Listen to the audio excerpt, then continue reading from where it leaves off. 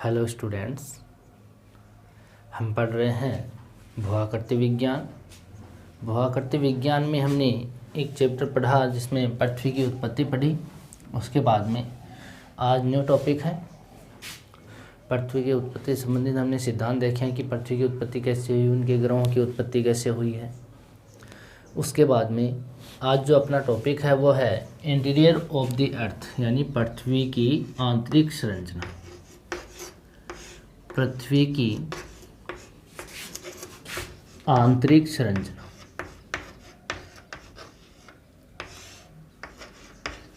Very important topic है, ध्यान से समझना इसको। बहुत सारे टॉपिक्स हैं जो इससे रिलेटेड हैं, पृथ्वी की आंतरिक संरचना से। पृथ्वी की आंतरिक का मतलब अंदर का भाग, संरचना मतलब अंदर क्या क्या है, कौन सी परतें हैं। संरचना मतलब अंदर का स्ट्रक्चर, वहाँ पर क्या क्या है, उसके बारे में हमें जानकारी प्राप्त करनी है। पृथ्वी की आंतरिक संरचना के बारे में भूआकृति विज्ञान में हम देखें, पृथ्वी के भूआकृति में तो धरातल के आंतरिक भाग में जो सी संरचना है उसका अध्ययन हम भूआकृति के प्रारंभिक भाग में ही करते हैं। भूआकृति विज्ञान है उसका प्रारंभिक भाग, जैसे हमने शुरू में ही कर लिया है, ऐसे ही शुरू से ही इसका अध्ययन करना पड़ता है। यहाँ पर यह पता चल जाता है इसका अध्ययन करने से कि पृथ्वी के ऊपर जो भूआकृतियाँ हैं, पृथ्वी पर जितनी भी भूआकृतियाँ, जैसे पर्वत है, पठार है, मैदान है, झीलें हैं, झील है, समुद्र है, महासागर है, महाद्वीप है, इनके बारे में हमें जानकारी प्राप्त हो जाती है। ये ऊंचावच है, हमने शुरू में बात की है। First order relief, second order relief और थर्ड ऑर्डर रिलीफ, यानी प्रथम श्रेणी के ऊंचावच, द्वितीय श्रेणी के ऊंचावच और तृतीय श्रेणी के ऊंचावच। उन स्थलाकृतियों को, इनको क्या बोलते हैं? स्थलाकृतियाँ, भूआकृतियाँ। ठीक है, यहाँ मॉर्फोलॉजी, यहाँ पर जियोमॉर्फो है जो ये भूआकृतियाँ हैं, इनके बारे में हमें इस भूआकृति का प्रारंभिक अध्ययन करने से हमें पता चल जाता है इस आधार पर कि ये भूआकृतियाँ किस प्रक्रिया से बनी हुई हैं, इसके बनने की क्या प्रक्रिया है और कौन सा पदार्थ है जो इनको निर्मित किया। तो इन पदार्थों के बारे में और उसकी प्रक्रिया के बारे में हमें जानकारी मिल जाती है। तो प्रक्रिया कौन कौन सी हो सकती है? जैसे स्थलाकृतियों के बनने के लिए ज्वालामुखी है, यहाँ पे भूकंप है। अगर और बात करें तो प्लेटों के टकराने से वहाँ पे मलबे के कारण अंदर का मैग्मा बाहर आता है लावा के रूप में, तो भी स्थलाकृतियों का निर्माण हो जाता है। कोई स्थलाकृतियाँ हैं वो दो भ्रंशों के बीच का भाग दूर होने पर अंदर धंस भी जाता है। तो वो सारी चीज़ें जो हैं उन प्रक्रियाओं के बारे में हमें जानकारी प्राप्त हो जाती है।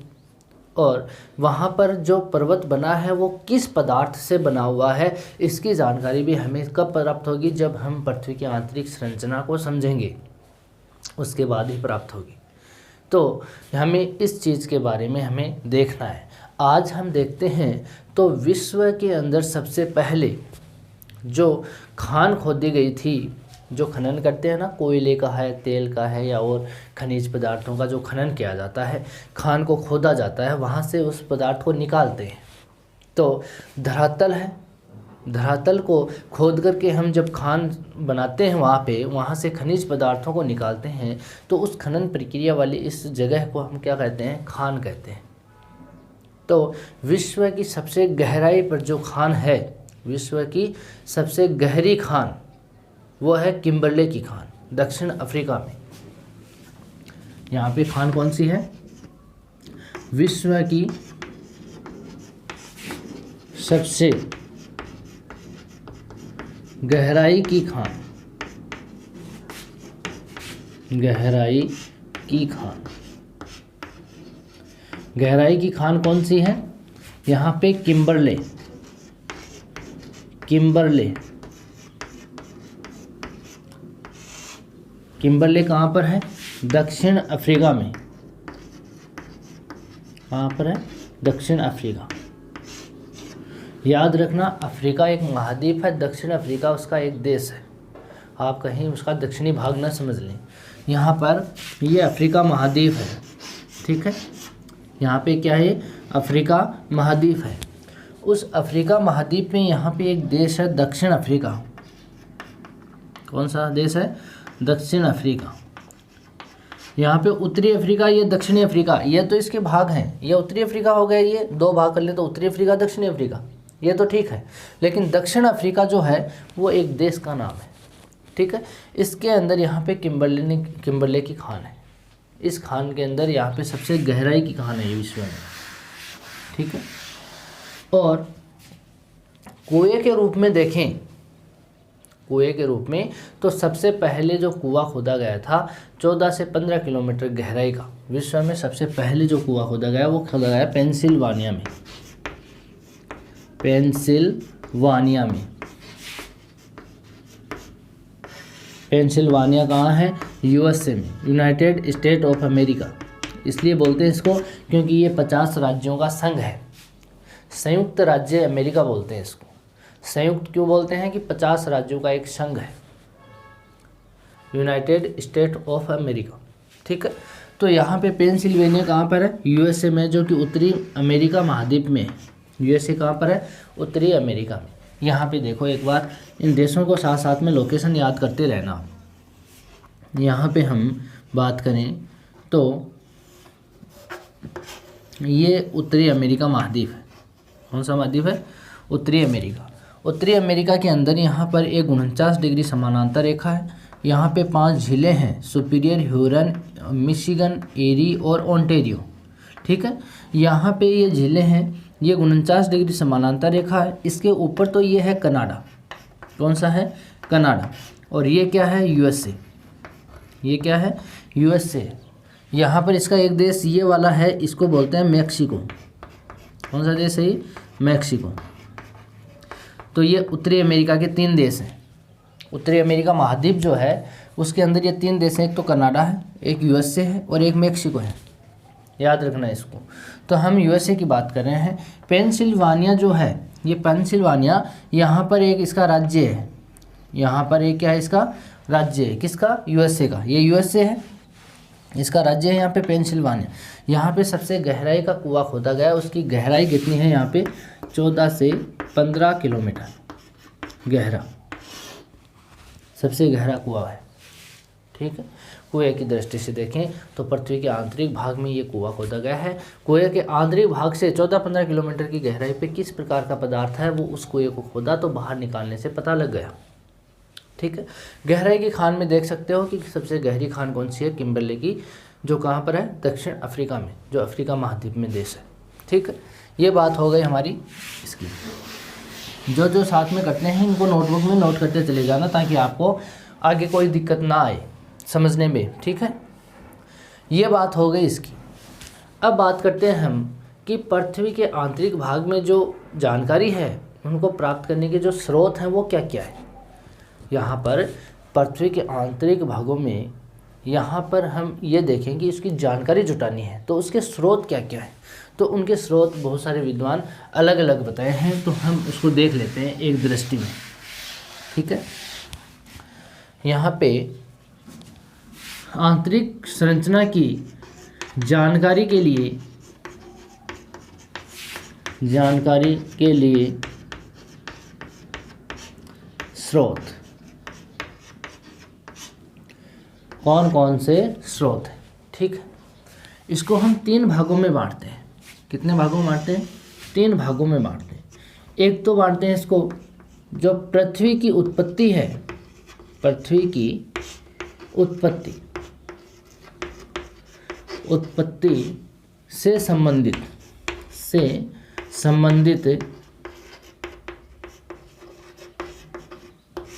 के आधार पर पहला स्रोत।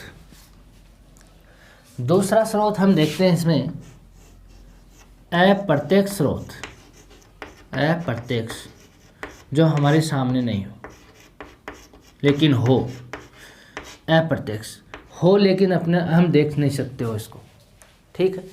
तीसरा जो है वो स्रोत है यहाँ पे प्रत्यक्ष स्रोत, प्रत्यक्ष स्रोत। 3 स्रोत है। यहाँ पे दूसरा अप्रत्यक्ष और तीसरा प्रत्यक्ष। अब एक एक को लेके चलते हैं।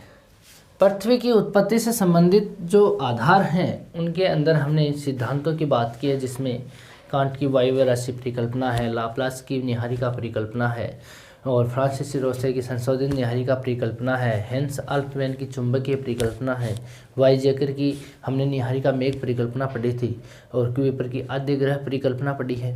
फिर हमने धूमकेतु टक्कर परिकल्पना पढ़ी थी द्वैतवादी में, वो कास्टे द बफन की थी। ठीक है, जेम्स की परिकल्पना ज्वारीय परिकल्पना पढ़ी थी हमने, चैम्बरलेन मोल्टन की ग्रहणों परिकल्पना पढ़ी थी। इनके अकॉर्डिंग ये जो मैंने आपको परिकल्पनाएं बताई हैं, इनके अकॉर्डिंग यहाँ पे ये जानकारी प्राप्त हो जाती है कि पृथ्वी के आंतरिक भाग में किस प्रकार का पदार्थ होगा, पृथ्वी किस प्रकार के पदार्थों से बनी होगी। तो अंदर जैसे हम बात करें कि सूर्य से अलग हुआ वो फिलामेंट नुमा भाग था, तो वहाँ पे वो भाग था तो वो लिक्विड अवस्था में था। वो किस अवस्था में था? लिक्विड अवस्था में था। जब वो लिक्विड अवस्था में अलग अलग टूटन हुई तो उसके ऊपरी भाग में तो वो ठंडा होने से पपड़ी आ गई। इसके ऊपरी भाग में जैसे मानो ये पदार्थ था, इतना पदार्थ, ठीक है। अब ये पदार्थ ठंडा हुआ तो ठंडा होने से इसके ऊपरी भाग में तो ये ठंडा होने से ये कठोर चट्टान का रूप ले लिया, लेकिन आंतरिक भाग में तो अभी भी वो गर्म पदार्थ ही है, वो लिक्विड अवस्था में ही है, क्योंकि वो तो ठंडा हो ही नहीं पाया। धीरे धीरे ठंडा होता है तो ऊपर की परत तो ठंडी हो गई मान लिया, लेकिन जो आंतरिक भाग है वो आंतरिक भाग तो अभी भी गर्म है। उसके अंदर किस प्रकार का लावा होगा, मैग्मा होगा, उसका अंदाज़ा हम लगा सकते हैं। बहुत सारे विद्वानों ने अपने अपने मत दिए थे पृथ्वी की उत्पत्ति से संबंधित, जिसमें कई विद्वान कहते हैं कि वहाँ पे गैसीय जो पिंड हैं उनके संयुक्त होने के कारण वहाँ पे वो संयुक्त होने से घूर्णन के कारण वहाँ पे पिंडों की उत्पत्ति हुई, जो कि पृथ्वी भी उसमें से एक है। कई विद्वान कहते हैं कि सूर्य से अलग पदार्थ हुआ तो उस अलग पदार्थ से वहाँ पर जो पदार्थ ठंडा होकर के और उसके ऊर्जा नहीं मिलने से ठंडा हुआ और वो ठंडा होने से ग्रहों में बदल गया। कई विद्वान कहते हैं कि जो पदार्थ है वो महाविस्फोट के कारण हुआ है। कोई दूसरा तारा आया और आपस में किसी बड़े पिंड से टकराया और वो टूट कर बिखर गया। जब टूट के बिखरा तो उसके 9 टुकड़े हुए और वहाँ पे वो टुकड़े ठंडे होकर के ग्रहों में बदल गए और वो सूर्य के चारों ओर चक्कर लगाने लग गए। तो कई विद्वान ऐसे हैं जो ये बात कह सकते हैं कि जो संयुक्त जो ब्रह्मांड है उस ब्रह्मांड में गैसों का गुच्छा होता है। गैसों के गुच्छे के इकट्ठा होने से उसके आधे पदार्थों को एक होने से उसमें घूर्णन स्टार्ट हो जाता है और घूर्णन के बाद में धीरे धीरे वो पृथ्वी कोई भी ग्रह हो तो वो घूर्णन के बाद में ठंडा होकर गर्म में बदलता है। तो अनेक प्रकार के हैं, एक प्रकार का पूर्ण मत नहीं है। किसी का पूर्ण मत हो लेकिन वो सत्य भी हो तो भी हम माने कि पृथ्वी के आंतरिक भाग में किस प्रकार का पदार्थ है। तो इन मतों से अंदाज़ा लगा सकते हैं हम कुछ हद तक कि आंतरिक भाग में किस प्रकार का पदार्थ होगा। उसका कन्फर्म नहीं कह सकते कि इस प्रकार का ही पदार्थ है। ठीक है, तो अभी भी इसका सामंजस्य में पड़े हुए हैं जो वैज्ञानिक हैं वो पड़े हुए हैं कि पृथ्वी के आंतरिक भाग में किस प्रकार का, अभी भी पूर्ण जानकारी नहीं प्राप्त हो पाई है, क्योंकि पृथ्वी के आंतरिक भाग में कोई अभी तक एंटर नहीं कर पाया है।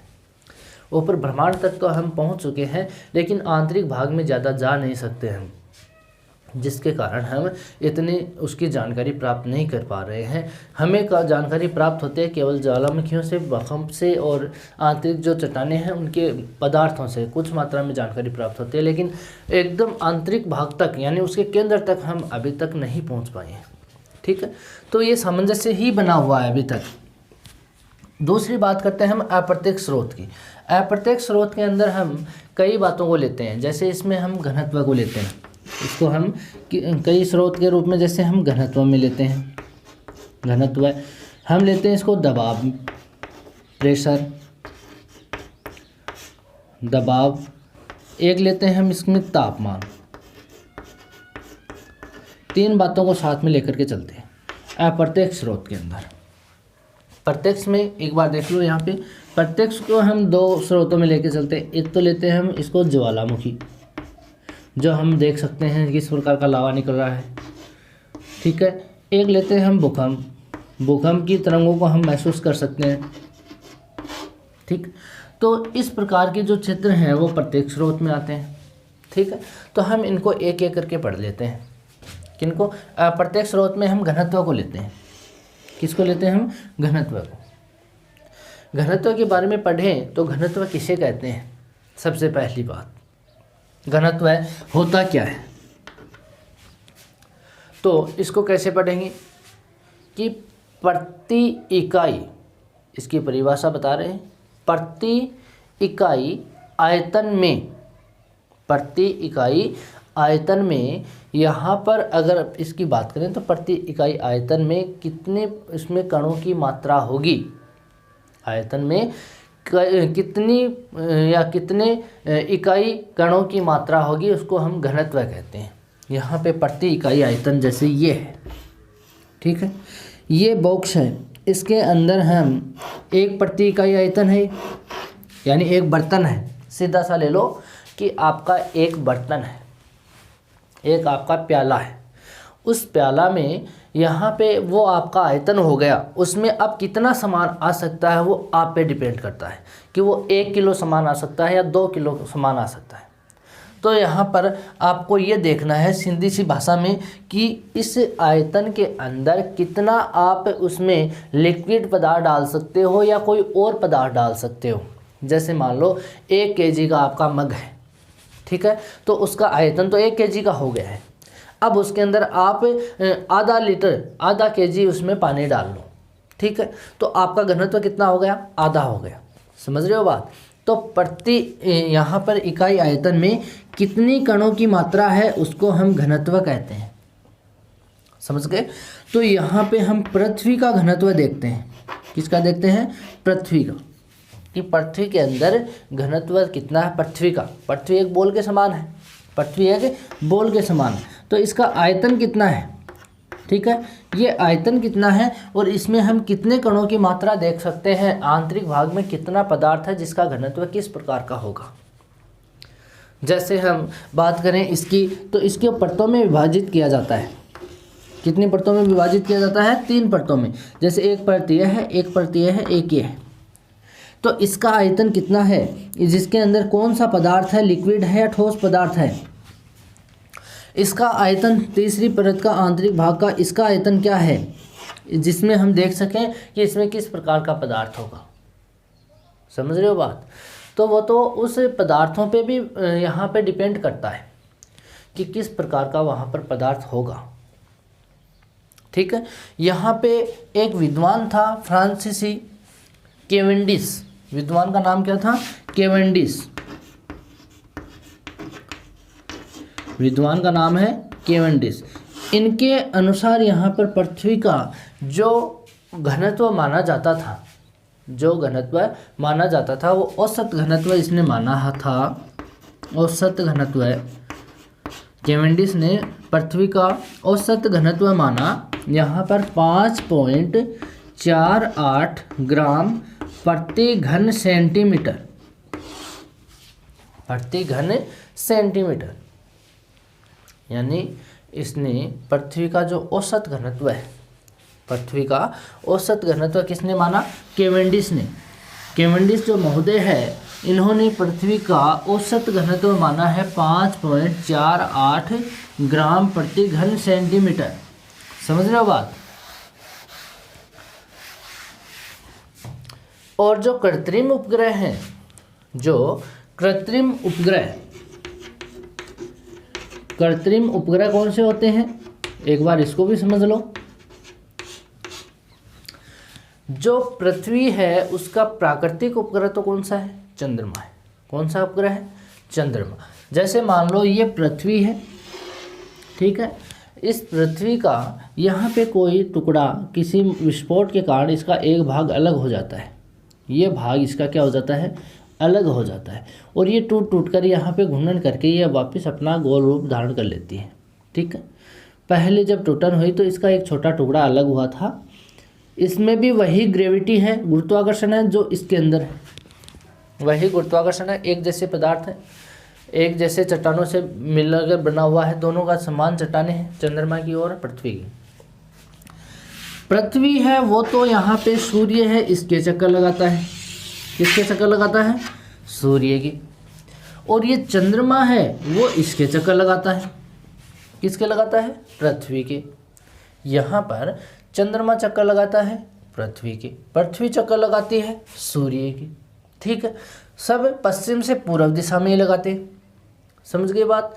यहाँ पे अब ये देखना है अपने को कि यहाँ जो चंद्रमा है, यहाँ से पृथ्वी के ऊपर चंद्रमा दूरी पर है। क्या है? दूरी पर है।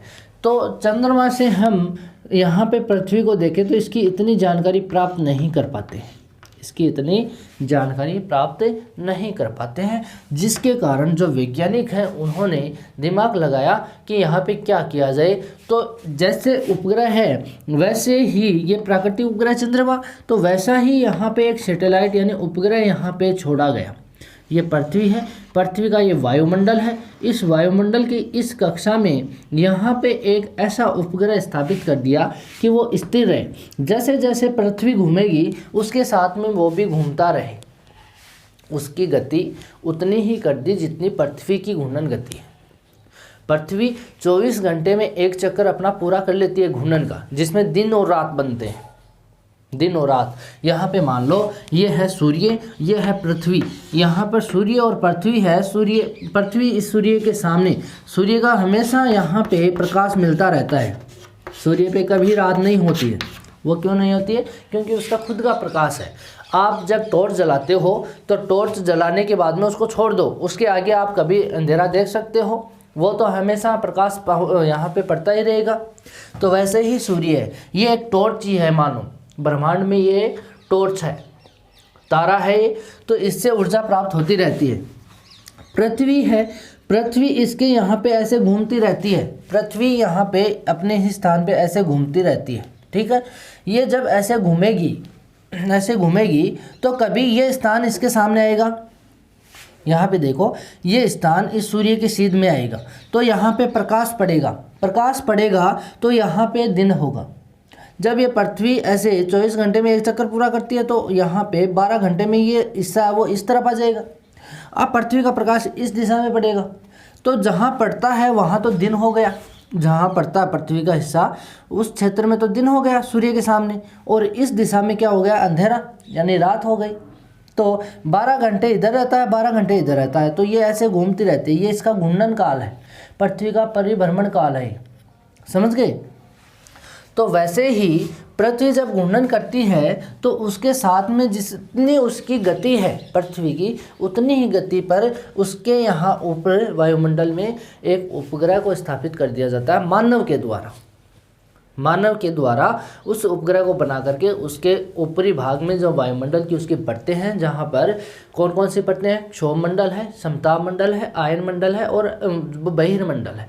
उन बहिर्मंडल की जो कक्षा होती है वहाँ पे 1000 जो मीटर है, किलोमीटर है, उतनी दूरी पर या 30,000 किलोमीटर की दूरी पर ऊपर एक उपग्रह स्थापित कर दिया जाता है, जिसके माध्यम से यहाँ से पृथ्वी के इस क्षेत्र की हमें जानकारी मिलती है। ऊपर से वो फोटो लेता है, उपग्रह है, वहाँ पे लेंस कैमरे के द्वारा वहाँ से फ़ोटो कैच किए जाते हैं कि पृथ्वी पर कौन से भाग पर क्या है। तो वहाँ से हमें वो लैब के द्वारा वो फ़ोटो हमें प्राप्त हो जाती हैं। जैसे आप जीपीएस काम में लेते हो, वो इस कृत्रिम उपग्रह की ही देन है। जो जीपीएस लेते हो ना, ग्लोबल पोजिशनिंग सिस्टम, तो वो किस की देन है? इस कृत्रिम उपग्रह की ही देन है। वो आपको रास्ता बता देता है कि यहाँ पर पृथ्वी के इस क्षेत्र में ये रास्ता है, कि इधर से जाओगे तो ये रास्ता इधर से निकल जाएगा। आज आप कहीं पे भी जाओ, आपको रास्ता किसी को पूछने की आवश्यकता नहीं होती है। जिसके पास मोबाइल है उस मोबाइल में आप लोकेशन डालो और आपको रास्ता आपके सामने आ जाएगा कि कौन सा रास्ता कहाँ पर जाएगा। उसको जीपीएस सिस्टम बोलते हैं। तो वो कहाँ पर हुआ? वो इस कृत्रिम उपग्रह के कारण ही हुआ है। ठीक है, तो ये कृत्रिम उपग्रह है, इन्होंने पृथ्वी का औसत घनत्व बताया। इन्होंने पृथ्वी का जो औसत घनत्व बताया वो बताया यहाँ पर पृथ्वी का कृत्रिम उपग्रह के द्वारा 5.517 ग्राम प्रति घन सेंटीमीटर। इसका कितना आयतन बताया? 5.517 ग्राम प्रति घन सेंटीमीटर इसका औसत आयतन बताया, यानी इसका औसत घनत्व है। औसत घनत्व किसका है? औसत घनत्व है पूरी पृथ्वी का। याद रखना, पूरी पृथ्वी का है। पृथ्वी की जो परतें हैं उनका घनत्व अलग अलग भी है, अलग अलग भी बताया हुआ है, लेकिन इन्होंने पूरी पृथ्वी का एक साथ बताया है कि पूरी पृथ्वी का औसत घनत्व 5.517 ग्राम प्रति घन सेंटीमीटर, जो कि वर्तमान में भी है।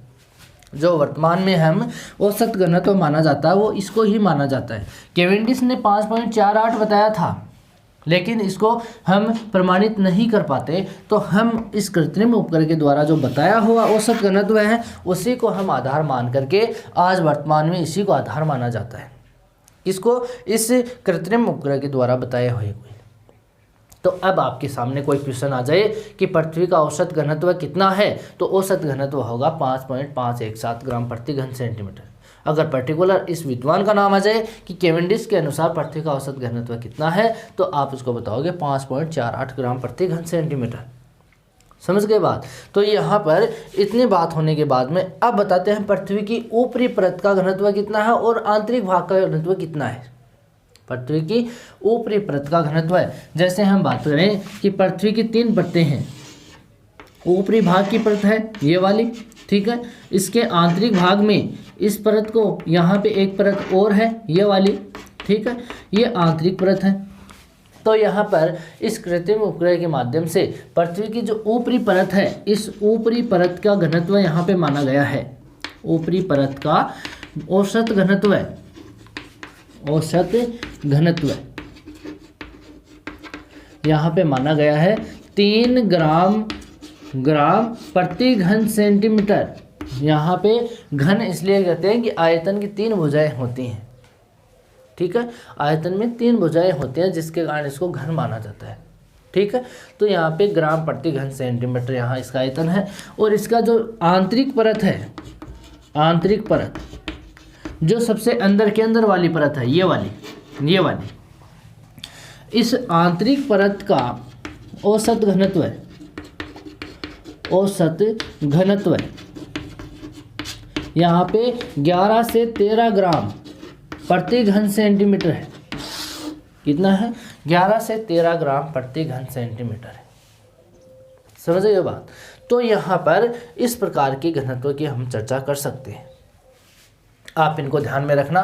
पृथ्वी का औसत घनत्व तो कितना है? 5.517 ग्राम प्रति घन सेंटीमीटर। पृथ्वी की ऊपरी परत का औसत घनत्व कितना है? तो 3 ग्राम प्रति घन सेंटीमीटर है। पृथ्वी की आंतरिक परत का औसत घनत्व कितना है? तो 11 से 13 ग्राम प्रति घन सेंटीमीटर है। और अगर मध्यवर्ती परत का पूछें, मध्यवर्ती परत का पूछें तो यहाँ पे 4.5 ग्राम प्रति घन सेंटीमीटर है औसत घनत्व है। ठीक है, तो इस क्षेत्र में हम इसके औसत घनत्व की बात कर सकते हैं कि पृथ्वी के आंतरिक भाग में किस प्रकार का घनत्व पाया जाएगा।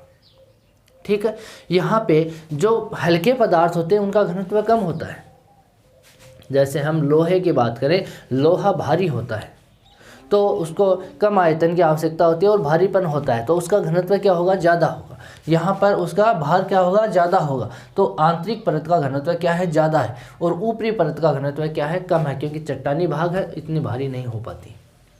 ठीक है, तो इन क्षेत्रों में हम यहाँ पे देख सकते हैं। तो यहाँ पर औसत घनत्व इस रूप में हम पृथ्वी के आंतरिक भागों का मानते हैं। ठीक है, हम दूसरा पॉइंट देखते हैं इसके अंदर, दबाव का, प्रेशर। दूसरा पॉइंट कौन सा है? प्रेशर, दबाव।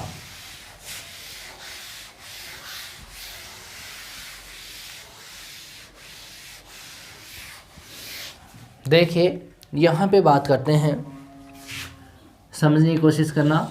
हम जो बता रहे हैं ये भाग है, हम क्या पढ़ रहे हैं? दबाव, प्रेशर।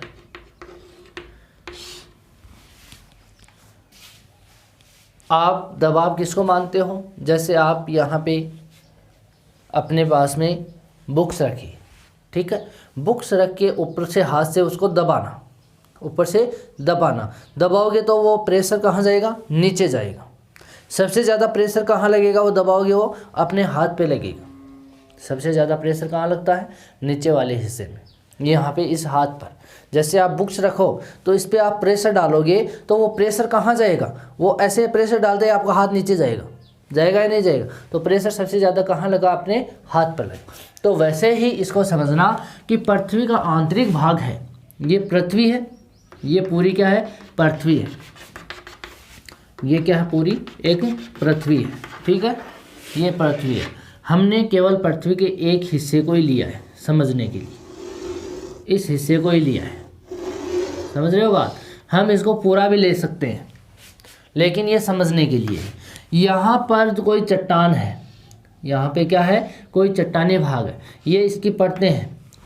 तो यहाँ पे मानो इस क्षेत्र में कोई चट्टान है, यहाँ से दबाव लगेगा, क्योंकि इसमें भी वेट है, इसमें भी वजन है, इसमें भी वजन है, इसमें भी वजन है, सब में वजन है। तो वजन लगेगा तो दबाव तो लगेगा ही लगेगा, यहाँ पे दबाव तो लगेगा। तो दबाव लगेगा कहाँ पर? इसके आंतरिक भाग में, इसके आंतरिक भाग में। आपको समझ में आ रहा होगा। मैं यहाँ पे दो वर्ड लिख रहा हूँ, एक तो गहराई और एक ये वाला सिंबल इसके दबाव का। आप अब समझ सकते हो इसको कि गहराई के साथ इस दबाव का समानुपाती संबंध होता है। गहराई के साथ दबाव का समानुपाती संबंध होता है, ये इसके समानुपाती होता है। गहराई बढ़ेगी तो दबाव भी बढ़ेगा, गहराई बढ़ेगी तो दबाव भी बढ़ेगा। जैसे इसका वेट है 5 किलो का, इस चट्टान का वेट है 10 kg, इस चट्टान का भार है यहाँ पे 20 kg, इसका भार है यहाँ पे 40 kg। ये ओनली फॉर एग्जाम्पल है आपको समझाने की, ये ऐसे वेट है नहीं, लेकिन हम इसको फॉर्मल एग्जाम्पल देख रहे हैं कि यहाँ पे हम समझ सकें इसको, ठीक है, दबाव को समझ सकें। यहाँ पे मान लो ये 5 kg का वजन है, तो इस परत पे तो वेट कितना ही है, प्रेशर कितना ही है, 5 किलो का ही है। कितना है? 5 किलो। हम इस परत की बात करें तो इस परत पे इसका भार कितना है? 10 kg का, ये 5, यानी इसके ऊपर तो 15 kg का वेट आ गया। कितना आ गया? 15 kg का वेट आ गया। तो दबाव बढ़ा या नहीं बढ़ा? बढ़ा।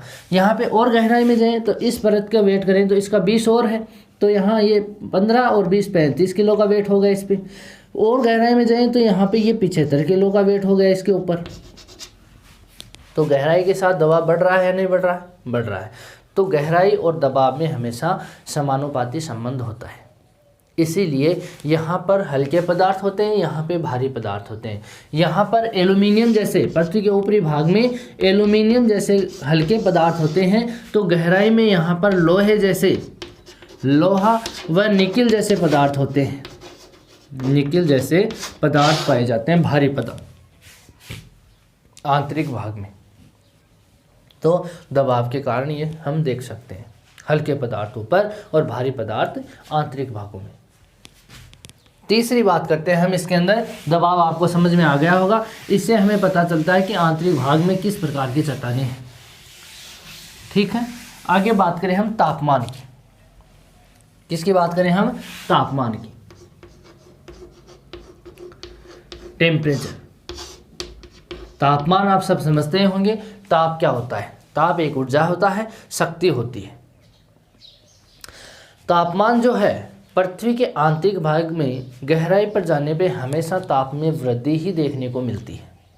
जब भी हम आंतरिक भाग में जाते हैं तो हमें वृद्धि ही देखने को मिलती है। इसका एग्जाम्पल आपको बता सकता हूँ कि आपके घर में जो कुएं खोदते हैं तो आप लोग कभी उस व्यक्ति को देखा होगा जो अंदर जो गड्ढा करता है, वो कुएं खोदता है आपके घर में, तो उसको देखा होगा आपने कभी कि वो ऊपर से खोदता है तब तो नॉर्मल रहता है। ऊपर जब उस धरातल पर ही वो खुदाई स्टार्ट करता है तब तो वो नॉर्मल रहता है।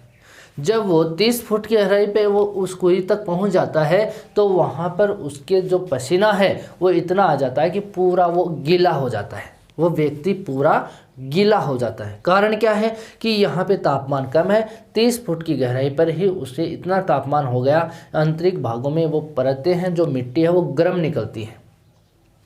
आपने कभी देखा होगा कुएं से पानी निकलते हुए, आपने धरातल पे पानी को छोड़ो वो ठंडा रहता है, और आप कुआं चलाते हो, आंतरिक भाग से जो पानी आता है वो कैसा आता है? गर्म आता है। कैसा पानी आएगा? गर्म आएगा। क्यों होता है गर्म? नीचे हीटर थोड़ी ना लगा होता है, वो होता है आंतरिक भागों की चट्टानों के जो तापमान है उस तापमान के कारण वो गर्म होता है। नीचे ऐसी कोई सुविधा नहीं कि उस पानी को गर्म करके ही ऊपर भेजा जाए, ऐसी कोई सुविधा नहीं है। वो सुविधा यही है कि आंतरिक भाग में जाते हैं तो गहराई के अनुसार वहाँ पे ताप में वृद्धि होती जाती है, यानी वहाँ का टेम्परेचर बढ़ता जाता है। तो यहाँ पे हम तापमान को देख सकते हैं कि गहराई के अनुसार हम इसकी गहराई पे अगर तापमान बढ़ता देखें तो प्रति 32 मीटर गहराई पर 1 डिग्री सेंटीग्रेड तापमान बढ़ता है, तापमान में वृद्धि होती है। इसको ध्यान में रखना, इस सेंटेंस को आप ध्यान में रखना। पृथ्वी के आंतरिक भाग में या पृथ्वी के आंतरिक भाग में इसको नोट भी कर लेना, इस सेंटेंस को आप नोट कर लेना। पृथ्वी के आंतरिक भाग में जाते हैं तो प्रति 32 मीटर की गहराई पर 32 मीटर की गहराई जब बढ़ जाती है तो वहाँ पे 1 डिग्री सेंटीग्रेड तापमान बढ़ जाता है। जैसे मान लो ये पृथ्वी है, ये क्या है, पृथ्वी है, ठीक है। इस पृथ्वी पर यहाँ से धरातल है, इस धरातल से हम जाते हैं, ये 32 मीटर की गहराई है यहाँ तक, ठीक है। ये क्या है, 32 मीटर की गहराई है। तो इस 32 मीटर पर 1 डिग्री सेंटीग्रेड तापमान हो जाता है। समझ गए बात। यहाँ पे मान लो 0 है तो यहाँ पे बढ़कर 1 डिग्री हो जाएगा। फिर आप 32 डिग्री तक और गहराई पे जाओगे तो इस 32 में 1 डिग्री और बढ़ जाएगा, तो यहाँ का टेम्परेचर हो जाएगा 2 डिग्री सेंटीग्रेड। फिर आप और ऐसे करके 32 पर चले जाओगे तो इस 32 में इसका टेम्परेचर हो जाएगा 3 डिग्री सेंटीग्रेड। फिर और अंदर जाओगे तो इस 32 मीटर की गहराई पर आपका हो जाएगा 4 डिग्री सेंटीग्रेड। तो प्रति 32 मीटर की गहराई पर 1 डिग्री टेम्परेचर बढ़ता है। समझ गए, यानी 32 मीटर आप गहराई पे जाओगे तो वहाँ पर आपका टेम्परेचर कितना बढ़ेगा, 1 डिग्री, ठीक है। ये दर है गहराई। कई विद्वान ये कहते हैं कि गहराई पर तापमान तो बढ़ता है परंतु उसकी दर समान नहीं होती। तापमान तो बढ़ेगा लेकिन उसकी दर समान नहीं पाई जाती, उसमें उसकी दर बदलती रहती है। तो वो बदलती किस रूप में है, वो बताते हैं कि 100 मीटर की गहराई है, 0 से 100 यहाँ पे किलोमीटर, 100 किलोमीटर गहराई पर तो यहाँ पे तापमान बढ़ेगा 12 डिग्री सेंटीग्रेड प्रति किलोमीटर। यहाँ पे 1 किलोमीटर की दर से 12 डिग्री सेंटीग्रेड यानी कि प्रति किलोमीटर बढ़ता है, ठीक है। फिर ये कहता है 101 से 300 किलोमीटर तक आंतरिक भाग में यहाँ पे गहराई में बढ़ेगा 2 डिग्री सेंटीग्रेड प्रति किलोमीटर। फिर ये कहते हैं कि 300 से लेकर के और केंद्रीय भाग तक, जहाँ केंद्र है पृथ्वी का, केंद्रीय भाग तक इसका तापमान बढ़ता है 1 डिग्री सेंटीग्रेड प्रति किलोमीटर। तो देखो यहाँ 100 किलोमीटर तक 12 डिग्री सेंटीग्रेड बढ़ता है, फिर प्रति किलोमीटर पर 1-2 डिग्री बढ़ता है, फिर आप प्रति किलोमीटर पर देखो तो 1 डिग्री बढ़ता है। यानी बढ़ तो रहा है, तापमान तो बढ़ रहा है, तापमान तो बढ़ रहा है,